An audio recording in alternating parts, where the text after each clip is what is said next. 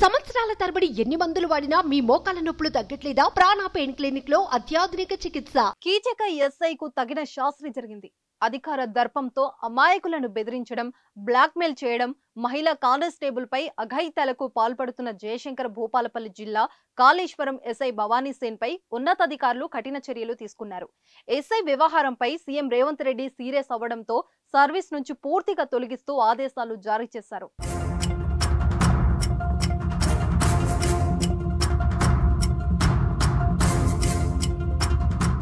పేదలకు సాయం చేసే పోలీస్ అధికారి వృత్తిలో ఉండే భవానీ సేన్ అకృత్యాలు అన్ని ఇన్ని కాదు. ఎక్కడ పని చేసినా వివాదాస్పదంగానే వ్యవహరించారు. అతడి ప్రవర్తన కారణంగా ఇదివరకే సస్పెండ్ కూడా అయ్యారు. కానీ తీరు మారలేదు. కాళేశ్వరం ఎస్ఐగా బాధ్యతలు చేపట్టాక కూడా ఆగడాలు ఆగలేదు. ఇటీవల ఓ మహిళా కానిస్టేబుల్ ను గన్తో బెదిరించి అత్యాచారం చేశాడు. సర్వీస్ రివాల్వర్ తో బెదిరించి 2 సార్లు అఘాయిత్యానికి పాల్పడ్డాడు. 20 రోజుల కిందట మళ్ళీ 2 రోజుల కిందట 2 సార్లు అత్యాచారం చేసినట్లు ఎస్పీకి ఫిర్యాదు చేసింది. ఎవరికైనా చెబితే అదే చివరి రోజంటూ ఎస్ఐ వార్నింగ్ ఇచ్చినట్లు ఆవేదన వ్యక్తం చేసింది. దీంతో ఎస్ఐ విచారణకు ఆదేశించారు. విచారణలో అతడి కీచక పర్వాలు మరిన్ని బయటపడ్డాయి.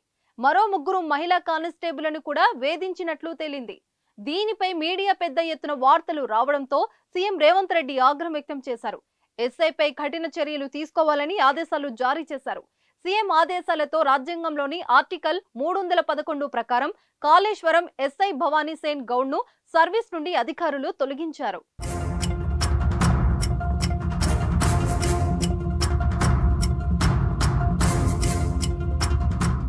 గతంలో మంచిర్యాల జిల్లాలోని పలు పోలీస్ ఠాణాలో హెడ్ కానిస్టేబుల్ గా విధులు నిర్వహిస్తున్న సమయంలో ఎస్ఐపై పలు ఆరోపణలు వెల్లవెత్తాయి. ఓ మహిళతో వివాహేతర సంబంధం పెట్టుకోవడంతో విషయం తెలిసిన ఆయన సతీమణి ఎస్పీకి ఫిర్యాదు చేశారు. కుమరంభీం జిల్లా రెబ్బెన మండలం ఎస్ఐగా ఉన్నప్పుడు కానిస్టేబుల్ ఉద్యోగానికి కావలసిన పుస్తకాలు కొనిస్తానని, కోచింగ్ ఇప్పిస్తానని చెప్పి యువతితో అసభ్యంగా ప్రవర్తించాడు. ఆమె కుటుంబ సభ్యుల సహాయంతో పోలీసులకు ఫిర్యాదు చేయడంతో విచారణ చేపట్టి సస్పెండ్ చేశాడు. కాళేశ్వర ఎస్ఐగా వచ్చిన తర్వాత మరింత రెచ్చిపోయారు. ఓ మంత్రి పేరు చెప్పుకుంటూ చెలరేగారు. ఉన్నతాధికారులను సైతం లెక్క చేయలేదనే ఆరోపణలు ఉన్నాయి. చివరికి మహిళా కానిస్టేబుల్ ధైర్యం చేసి ఫిర్యాదు చేయడంతో అతడిపై చర్యలు తీసుకున్నారు.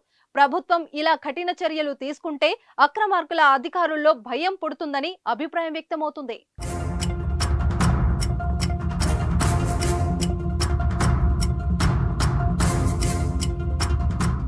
సుమన్ టీవీలో మీ పర్సనల్ అండ్ బిజినెస్ ప్రమోషన్స్ కోసం కింది నెంబర్కి కాంటాక్ట్ చేయండి.